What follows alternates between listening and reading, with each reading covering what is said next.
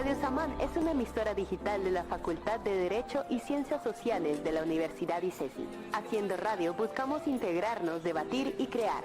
Bienvenidas y bienvenidos a nuestra emisión de hoy.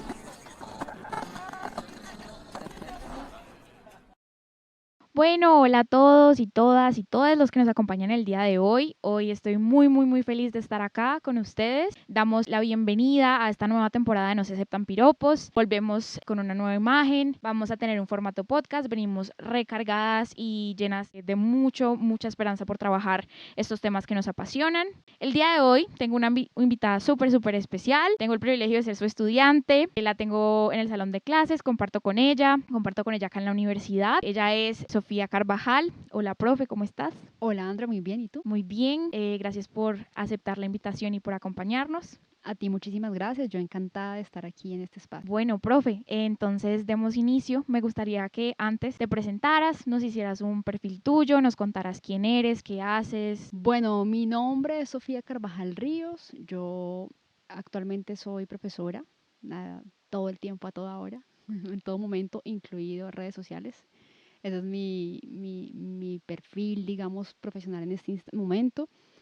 Me dedico a ser profesora universitaria hace más o menos unos 7 años y pues digamos que todo mi último trabajo ha estado enfocado en educación. Mi formación es en comunicación social y tengo una maestría en estudios de la cultura con énfasis en comunicación. Y pues antes de ser profesora, pues digamos que me desempeñé en distintas áreas de la comunicación, ¿no? Periodismo digital, arquitectura de información, hice investigación para televisión también un tiempo, hice un poquito de organizacional, bueno, todas estas cosas que uno en comunicación termina, Sí, como las digamos, ramas. rotando, digamos, Ajá. en diferentes partes. También hice un poco de gestión cultural, bueno, hice como distintas cosas hasta que ya definitivamente me concentré en ser profesora universitaria, que era además algo que yo había deseado hacía muchísimo tiempo, entonces fue muy lindo cuando pudo concretarse. Y pues dentro de todo eso, el tema de los piropos, que es lo que nos convoca hoy Sí, aquí, así es. ha estado muy presente y ya seguramente más adelante les contaré cómo es que eso llegó a pasar. Sí, bueno, profe, muchísimas gracias por compartirnos tu perfil, toda tu trayectoria y todo lo que has hecho. Es muy valioso para nosotras. Pero entonces, así como tú lo dijiste, hoy estamos aquí, hoy te tenemos de invitada porque vamos a hablar del tema de los piropos. El nombre de nuestro programa lo dice, no se aceptan piropos, pero nunca nos habíamos detenido como a analizar qué es el piropo, de dónde viene, qué es lo que pasa con el piropo. Y pues bueno, profe, estuve viendo tu trabajo, vi que tienes 2 libros del piropo y o sea, me acuerdo que una vez le pregunté a alguien en la universidad como que si conocía a alguien que manejara el tema y me respondieron, habla con Sofi, ella es la dura del piropo, me dijeron eso. Entonces así es, profe, cuéntanos sobre tu trabajo con el piropo. Sé que tienes 2 libros, el primero es El piropo en Cali, entre el halago y el insulto, y el segundo es El piropo callejero, acción política y ciudadana. Entonces cuéntanos un poco de este trabajo del piropo. Bien, pues esos 2 libros son resultado de 2 investigaciones. La primera es en el contexto de la ciudad de Cali. Pues yo soy de Cali, viví en Cali muchísimo tiempo, luego me fui, pero luego regresé también. Y en ese momento, pues tenía, digamos que un interés muy particular en ver qué ocurría con nosotras las mujeres en la calle y con estos comentarios que nos hacían acerca de el cuerpo, pues, y de qué querían hacer con nuestros cuerpos, ¿no? En ese momento, pues, esta idea de investigación surge a partir de una experiencia individual. Yo iba caminando por la calle, atravesaba el puente de la calle de la Escopeta, que va como a Bellas Artes, Ujú. aquí en Sí, Cali. sí, sí. Iba con un vestido, porque en Cali hace calor y porque me gustan los vestidos. Sí. Y cuando iba a pasar por ese puente, vi que venían 2 hombres caminando y yo sentí mucho miedo. Y entonces utilicé una de las estrategias que usamos muchas mujeres, que es como hacernos las que, ay, se me olvidó tal cosa, ay, algo ocurre, para devolverme del puente y no tener que atravesar y esperar un poco a que ellos pasaran y sentirme de nuevo que estaba como a salvo. Cuando eso me Sí. ocurrió, me pregunté qué me había dado miedo y dentro de todas las respuestas posibles había una que me llamó mucho la atención y es que me digan algo, ¿no? Que me digan algo acerca de mi cuerpo, que me digan algo acerca de mi ropa, que me digan algo acerca de qué quisieran hacer con mi cuerpo, ¿no? Y yo dije, uy, esto está mal. Y a partir de ahí, pues como que empecé un poco a navegar en qué es lo que pasa aquí, algo está mal, ¿no? ¿Cómo puede ser posible que yo hubiera convivido con esto todo el tiempo y recién ahorita como que me doy cuenta? Y bueno, pues eso coincide con un proceso académico donde finalmente termino haciendo esa investigación. Es una investigación que busca reconstruir la práctica del piropo como una práctica de comunicación, ¿no? Entenderla Ujú. desde allí, porque previo a eso lo que había era sobre todo desde un punto de vista lingüístico, ¿no? Que era como más de analizar las frases. Luego el segundo trabajo es otra investigación donde yo ya no quería saber de piropos, estaba aburridísima.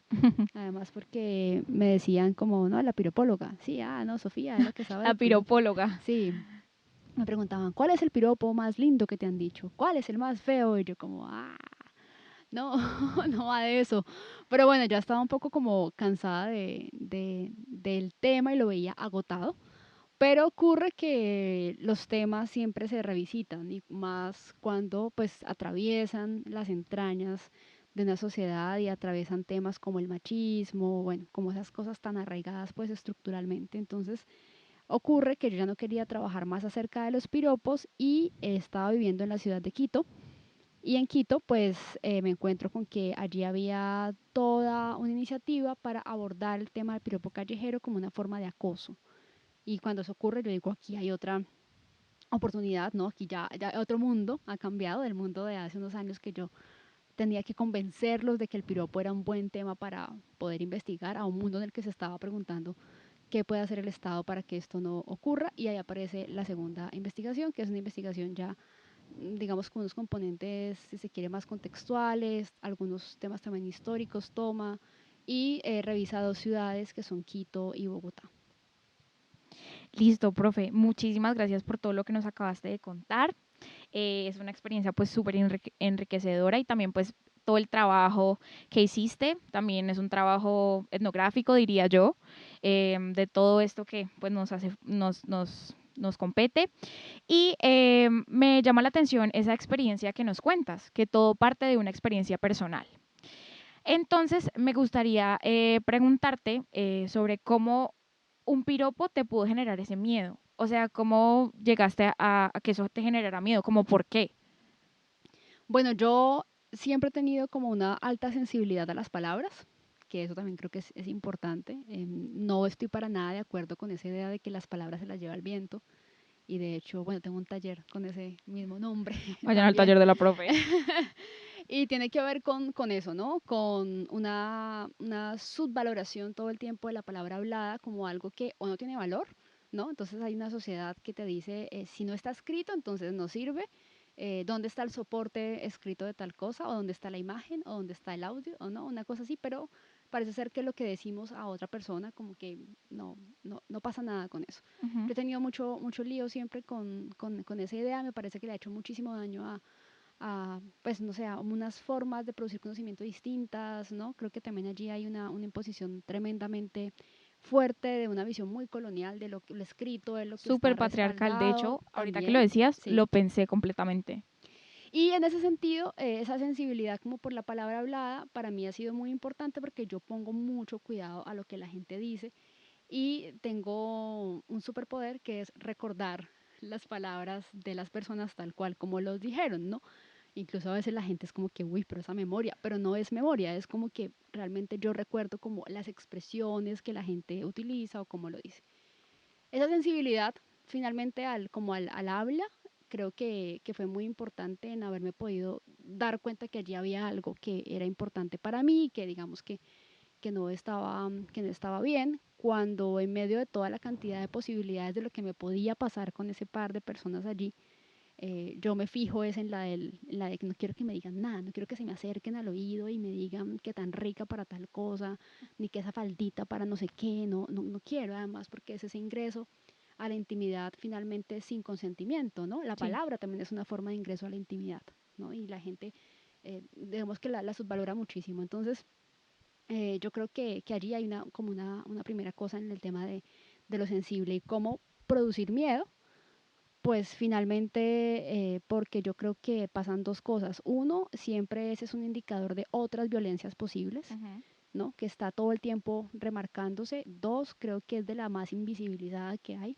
Pareciera ser que es paisaje, entonces acostumbres a vivir con eso, siga tranquila. no sé a ustedes, pero a mí mi mamá me decía, no pare bola, siga derecho, ¿no? Sí, o Haga sea, caso siempre es como omiso. que no. Y también es una estrategia de protección de las madres, ¿no? O sea, pensando en que si usted responde de pronto hay una agresión más alta, como efectivamente pasa. Yo conozco demasiados casos por mi trabajo de investigación, donde mujeres me cuentan cosas aterradoras de cuando, por ejemplo, han respondido y les ha ocurrido algo tal vez un poco más desagradable todavía, ¿no? Y creo que lo último que tiene que ver con esto es que yo creo que las palabras justamente como no se las lleva el viento, se quedan metidas en nosotras y nos dicen entonces qué es peligroso, qué no deberíamos hacer, cómo no deberíamos vestirnos o qué parte de nuestro cuerpo es deseable, cuál no, cómo nos ven los otros, cómo vernos, ¿no? Pero cómo vernos no de una manera amorosa, respetuosa, sino por el contrario muy agresiva. También, por ejemplo, en mi trabajo me he encontrado con mujeres que dicen, yo me he ido a preguntar cómo me quito senos, o cómo me Mm. quito nalgas, ¿cierto? Porque no quiero que me digan nada en la calle, por ejemplo. Entonces, bueno, creo que viene un poco de ahí ese del miedo. Sí, sí, profe. Es bastante pertinente lo que nos cuentas. Creo que todas hemos tenido experiencias bien malucas con esto, independientemente de cómo sea nuestro cuerpo o de la manera en que nos vemos. Creo que todas hemos tenido problemas con esto y pues es una problemática que hay que tratar y que hay que hablar, no se debe invisibilizar. Bueno, profe, ahora me gustaría hablarte un poco de el tiempo como tal. Entonces, me gustaría que habláramos de que tu investigación fue más o menos en el 2008. No sé en qué año exactamente fue. Quiero que me cuentes un poco tú cómo sientes que se ha transformado esta práctica del piropo a lo largo de los años y en la actualidad. Como ahora pues ya somos un poco más conscientes de esto, pero quisiera que me contaras tú cómo sientes que eso ha cambiado. Bueno, la primera investigación fue 2008-2010 y la segunda fue 2013, 14, 15, más o menos. Eso fue como el rango. Yo siento que no estoy muy segura si la práctica ha cambiado. Para eso tendría que hacer otra investigación. ¿Podemos hacerla? Piropóloga, ya ¿Podemos saben, hacerla? le pueden decir la piropóloga. Sí, sí, sí. Hashtag la piropóloga. Ahí está. No mentiras. Pero sí que creo que ha cambiado el mundo en el que esa práctica está inserta, ¿no? Creo que hay otras formas de verlo, creo que hay otras formas de relacionarse, creo que muchísimo del trabajo de movimientos feministas, de activistas, de académicas mismas, pues ha hecho que haya al menos que se haya quitado como el velo sobre el del cual tenía y que ahorita se hable del tema en ciertos espacios, todavía otros en los que no ocurre, pero sí que se hable del tema, que se cuestione, que se pregunten cosas diferentes, el mismo hecho de tener un programa como ONU Ciudades Seguras para Mujeres y para Niñas, ¿no? Que, digamos, llama a los estados a trabajar contra el acoso callejero y dentro del acoso callejero involucra el tema de los comentarios en el espacio público, pues ya es un cambio del mundo, ¿no? Ya como que así sea por la fuerza, entre comillas, se empiezan a preguntar las instancias como estas, como, uy, ¿cómo así? Debemos ponerle cuidado a esto, algo pasa allí, algo está mal. Entonces, no estoy muy segura de cómo ha cambiado la práctica, pero sí que creo que estamos en un mundo que está mucho más sensible a poder identificar en ella que hay comportamientos agresivos, que hay un tipo de violencia simbólica, sobre todo, que hay una naturalización de esta práctica que es nociva para nosotros pues como sociedad y que al menos está cuestionando qué debería hacer, ¿no? O cómo debería afrontarla. Y me parece que eso es algo fantástico. O sea, verlo del 2008 ahorita 2022 es una cosa impresionante. Sobre todo para las generaciones más nuevas, más jóvenes, yo siento que el tema es muy cercano y que ya no se les hace para nada raro hablar del tema o cuestionarlo, ¿no? Y creo que eso está bastante bien porque no ocurría así hace unos 10 años, más bien todavía seguía siendo como, esta feminista extrema, ya no se le puede decir nada, ¿no? Una cosa así. Y ahorita yo veo que hay mucha más sensibilidad al respecto. Sí, claro, y también como de las generaciones, ¿no? Porque yo hablo con mi papá y él es como, ay, no, pero ya no te puedo decir nada, o los tíos que son como, no, ya no se le puede decir nada porque eso es bonito. Entonces como que creo que también hemos sido como un poco más sensibilizándonos respecto a esta práctica. Tú ahorita hablabas de que hay ciertas iniciativas que se han ido movilizando respecto a este tema. Hablaste de ONU Mujeres y Niñas y demás. Una pregunta que yo te tenía era, pues, que nos recomendaras algunas iniciativas feministas o algunos programas que trabajan sobre este asunto. Bueno, pues yo te voy a hablar de los que yo recuerdo, porque ya estoy un poquito desactualizada, digamos, al respecto, pero hay como unas iniciativas pues muy importantes. La primera pues es ONU Ciudades Seguras para Mujeres y para Niñas, que finalmente ha hecho que distintos municipios, sobre todo, pues emprendan acciones al respecto. Pero creo que también del trabajo activista hay muchísimo. Yo destaco toda la ola de observatorios contra el acoso callejero que empezaron a desarrollarse en América Latina. Dentro de esos, el trabajo de el OCAC, el de Chile, es muy poderoso, porque no solamente han trabajado con activismo, intervención, con educación, sino también con datos. ¿Sí? Han empezado a medir, a revisar cuáles son las personas más afectadas, por qué, y creo que ese trabajo ha sido muy, muy potente. Olabac también es una iniciativa mundial donde se podían, digamos que unir las ciudades que quisieran trabajar contra esto. En América Latina se llamaba Atrévete, esa era como la versión Sí, lo vi por que ahí. había acá, y creo que también allí hay algo muy, muy poderoso. Y yo creo que de las cosas, pues tendría como esos dos referentes de los que yo creo que han hecho un trabajo como constante, pero creo que si algo tiene de importante justamente este gran interés que ahorita despierta el tema del piropo como una forma de violencia contra las mujeres principalmente, pues tiene que ver con que hay tantas formas de responder a esto que ya creo que nos quedaría hasta difícil contarlas, ¿no? O sea, en cada momento donde uno va a cualquier ciudad, a mí me aparece una persona que me dice, yo tengo esa iniciativa con mis amigas de la universidad, ¿no? Yo tengo este colectivo, esta colectiva con mis amigas del barrio.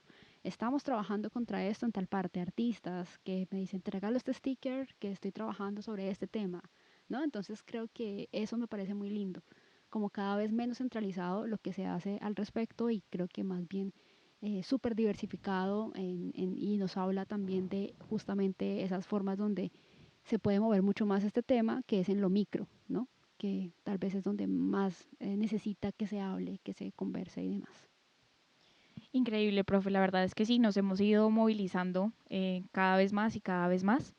Entonces creo que sí, es muy difícil como contar cuántas iniciativas hay y decir cuáles son más visibles que otras. Creo que todo el mundo está haciendo un trabajo muy interesante. Igual, pues ahorita les dejaremos unas a las cuales pueden acceder acá en la descripción.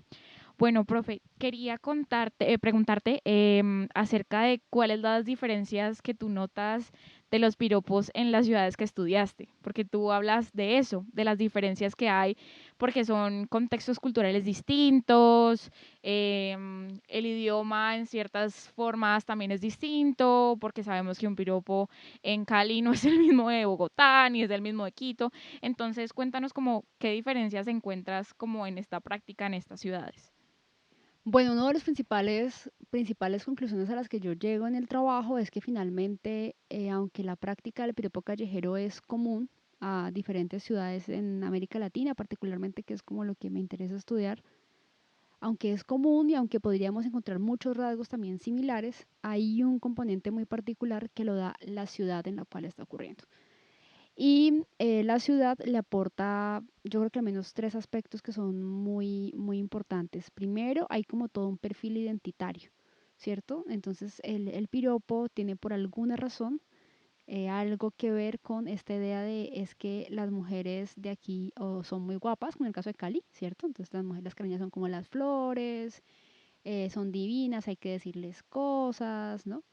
Y el caleño, pues también el caleño tiene que ser entonces hablador, ¿cierto? Desparpajado, entonces que reconozca esto, ¿no? Como esa idea, una identidad ahí súper llena de roles también, pero creo que ahí navega esa idea del piropo.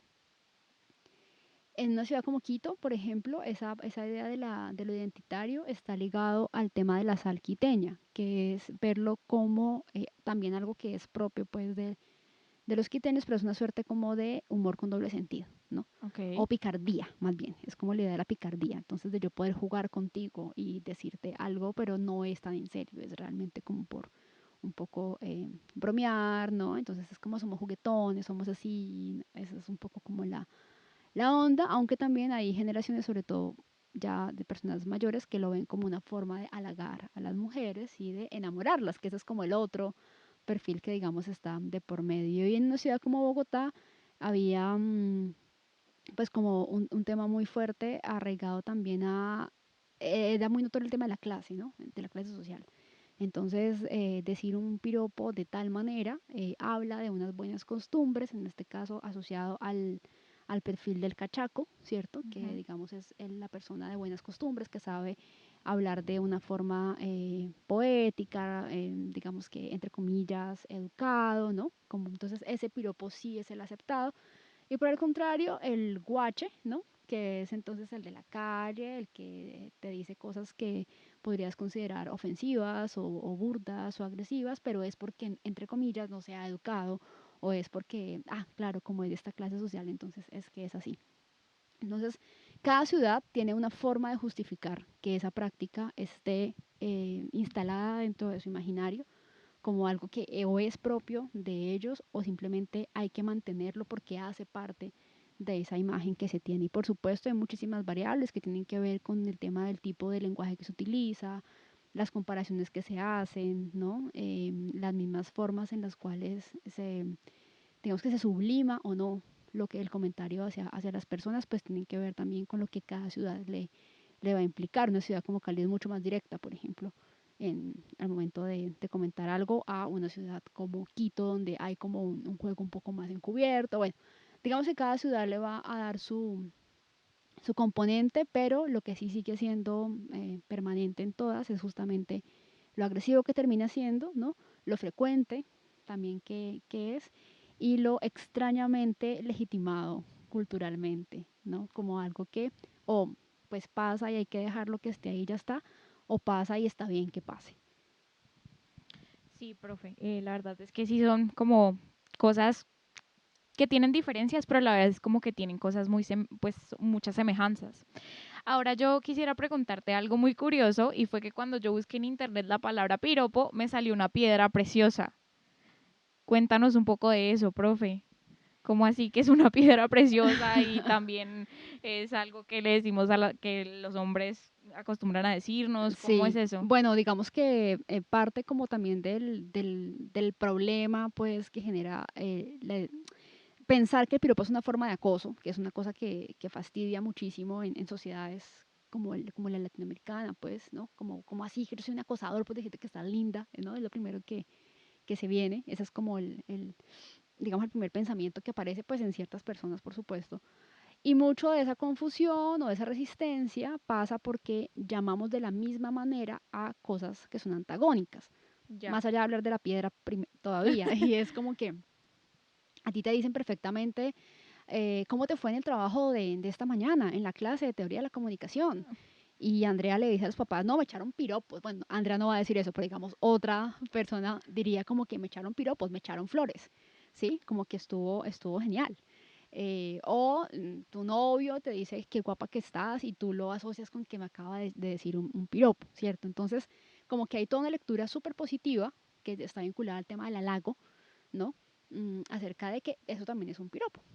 Y luego entonces está esta otra O sea, los piropos posibilidad. buenos y los piropos Exacto. malos, De por hecho, decirlo así. cuando tú le preguntas a alguien acerca de los piropos y su experiencia, esa es la primera entrada que te hacen. Pero ¿cuáles? ¿Los piropos buenos o los piropos malos? ¿No? Esa es como la primera entrada que va a ver. Por otro lado está toda esta comentarios agresivos, súper sexualizados, no, bueno, como digamos todo lo que hemos estado un poco conversando el día de hoy, y eso ya genera un choque en mi cabeza. Es como que, ¿cómo así que esta palabra puede nombrar cosas que son antagónicas, ¿cierto? De ahí que yo soy muy insistente en decir que yo trabajo con piropo callejero. ¿Listo? Que tiene unas condiciones súper particulares, como por ejemplo el anonimato, como por ejemplo la fugacidad, ¿no? Porque en nuestra sociedad llamamos también piropo a los halagos que se generan con personas con las que, por ejemplo, si hay consentimiento para que nos digan ciertas cosas, ¿no? O con, perdón, con familia o con amigos, y allí es como otro asunto. Y no conformes con que ya hay esa fricción, pues etimológicamente la palabra piropo tiene que ver con, como tú lo decías, una piedra preciosa, algo parecido al rubí, ¿sí? Ujú. Y se habla de justamente su color, pues como rojo encendido, hace que piro es de fuego, ¿no? Entonces, esa es como, digamos, etimológicamente la idea, esta idea de una piedra preciosa enrojecida. Y allí hay muchísimas versiones. Hay como gente que trabaja de la búsqueda de dónde viene esa palabra a través de la literatura y la encuentran en, digamos, pues textos muy antiguos donde se hablaba de regalarle un piropo a una mujer, era regalarle una piedra preciosa, Ya. ¿no? Como muestra de que le gustabas o de que quería, digamos, acercarse a ti. Otras, digamos, explicaciones hablan de que hacía referencia a el rubor de las mejillas, cuando te Mm, dicen algo que te halaga o te resulta, digamos, te sonrojas. pues te sonrojas, ¿no? Era como la idea, pero eso nunca ha podido ser como completamente, digamos que dilucidado, y de hecho una de las cosas que yo revisé en el trabajo es cómo ha variado el significado de esa palabra en diferentes momentos de los diccionarios, ¿no? Hasta que por fin ahorita medio se incluye esta idea de que puede ser halagador u ofensivo para una mujer.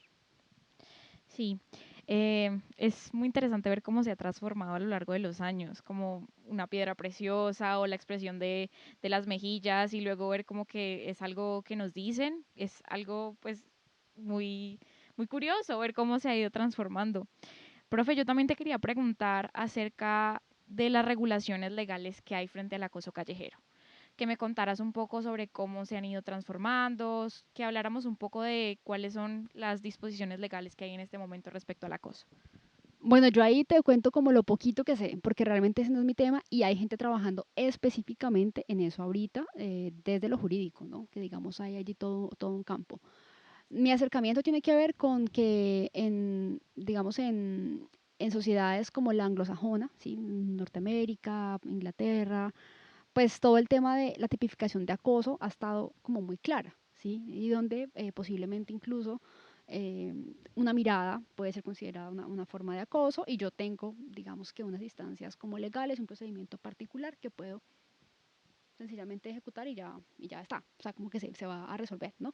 Y las personas son educadas en mucho sentido para eso, entonces no mire demasiado al otro, no le vaya a decir nada a alguien, ¿no? Es una cosa como muy, eh, digamos que como muy diáfana, porque es una concepción para ellos muy cercana. Para nosotros es más raro esta idea del acoso porque el acoso acá ha estado ligado principalmente a estructuras del poder muy definidas que son la escuela y el trabajo.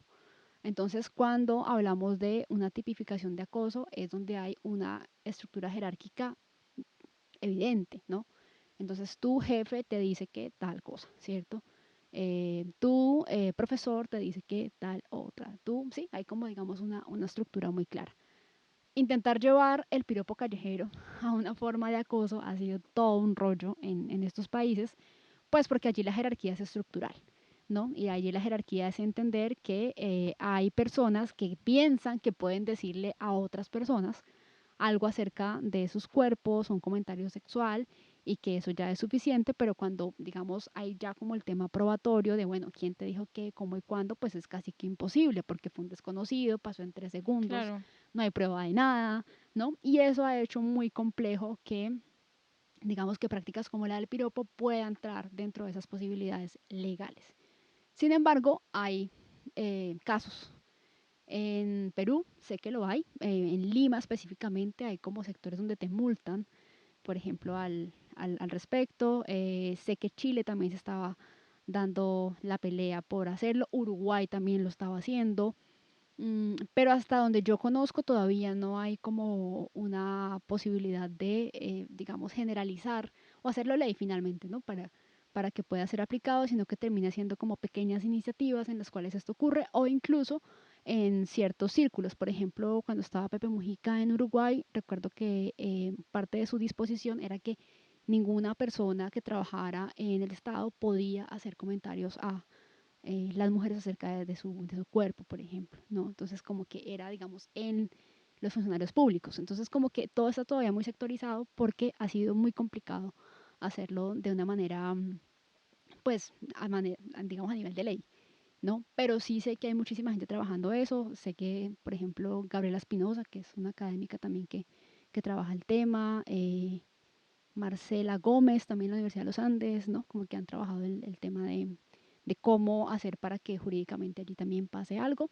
Yo soy más Ujú. del parche de que está muy bien lo jurídico, pero realmente lo educativo y cultural es lo que va a transformar todo, Lo que porque prima. la gente termina al final cohibiéndose de hacer cosas, de decir cosas, pero no entiende por qué. Y eso lo que va a generar es que, bueno, tal vez no ocurra o no ocurra tanto, pero pues no que se genere ese cambio que necesitamos, que tiene que ver con comprender que merecemos respeto.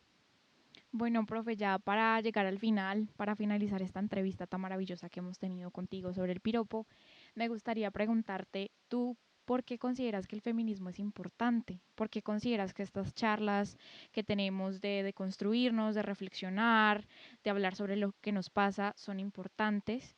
Y también me gustaría preguntarte, ¿tú cómo crees que podemos seguir como con estas iniciativas de sororidad, de acompañamiento, en las que no nos sintamos solas respecto a lo que nos pasa y cómo podríamos combatir ese acoso callejero que todavía se sigue dando?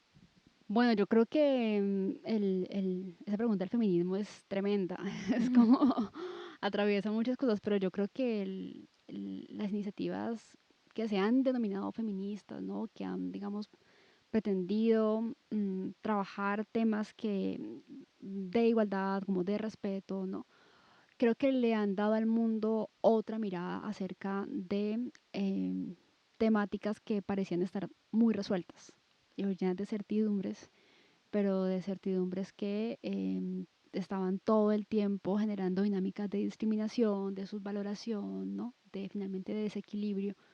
Y creo que toda esa perspectiva feminista o incluso la perspectiva de género le dice al mundo, hay otra forma de entender lo que pasa, hay otra forma en la que el mundo puede ser, y es una forma además en la que no se va a seguir reproduciendo como esa cadena finalmente de sufrimiento y de opresión, que es lo que termina siendo esa mirada patriarcal, ¿no? Una forma de sufrimiento tremenda, o sea, es como el amor al sufrimiento, es una cosa así.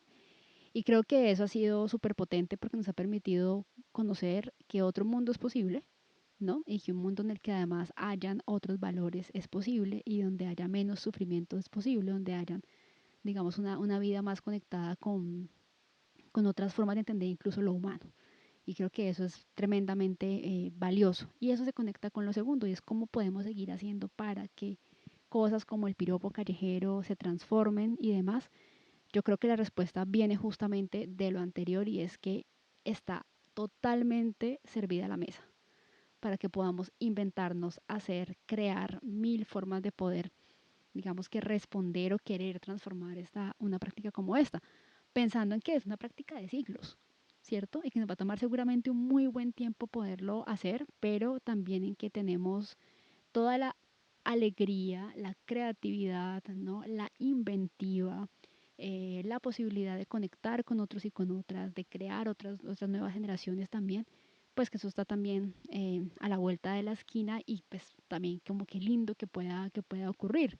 A mí me emociona mucho ver a veces a papás y mamás cómo ya educan a sus hijos de manera diferente, ¿no? A decirle como eso que acaba de ocurrir no está bien, tú no tienes por qué hablarles a tu compañera, respeta lo como te he hablado, a las niñas, no tiene por qué venir a alarte el cabello no de la explicación de te ala el cabello porque le gustas, ¿no? Que era la de antes, sino Sí. nadie tiene por qué venir a alarte el cabello porque eso es una forma de violencia. Y yo creo que el cambio viene, creo que el cambio viene y creo que lo que te decía ahorita, está servido sobre la mesa todas las posibilidades de todos los colores y de todo lo que nuestra mente, corazón, alma y cuerpo pues quiera crear. Así es, profe. Bueno, nosotras seguimos en este camino por luchar y por hablar sobre estas situaciones que nos pasan. Bueno, hemos llegado al final de esta entrevista. Muchas gracias por estar con nosotras, profe Sofía. Ha sido un placer. Gracias por compartirnos todo lo que sabes y toda tu investigación. Les vamos a dejar también acá donde pueden ver la investigación de la profe Sofía y espero que lo hayan disfrutado mucho. A ustedes muchísimas gracias, encantada de estar aquí en No se aceptan piropos. Bueno, les invitamos a todos a que nos sigan en nuestras redes sociales. Recuerden que vamos a estar muy activas por ahí y seguimos con nuestra plataforma de Spotify.